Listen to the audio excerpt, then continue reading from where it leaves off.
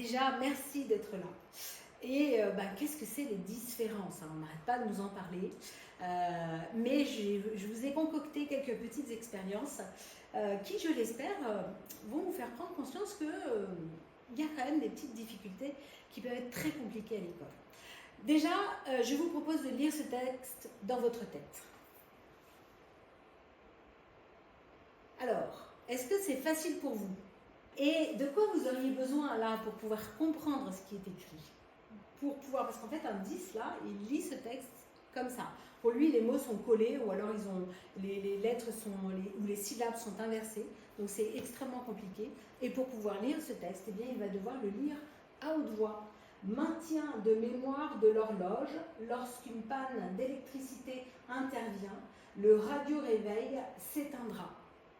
Donc un 10, par exemple, quand on lui demande de lire dans sa tête, eh bien, ça peut être extrêmement compliqué pour lui. Et donc, quand il doit comprendre une consigne, quand il doit lire un livre, il est peut-être préférable de lui demander de lire à haute voix. Et il est bien évident qu'en classe, c'est compliqué de parler à haute voix tout le temps. Par contre, on peut lui proposer de chuchoter les phrases pour qu'il puisse comprendre la consigne. Ensuite, deuxième expérience, je vous propose, donc ça c'était la dyslexie. Deuxième expérience, je vous propose de voir ce que c'est que la surcharge cognitive. Donc vous allez prendre un stylo avec votre main gauche ou la main droite si vous êtes gaucher. Vous allez taper du pied en même temps et vous allez écrire « C'est facile de se concentrer, il suffit de le vouloir ». Allons-y.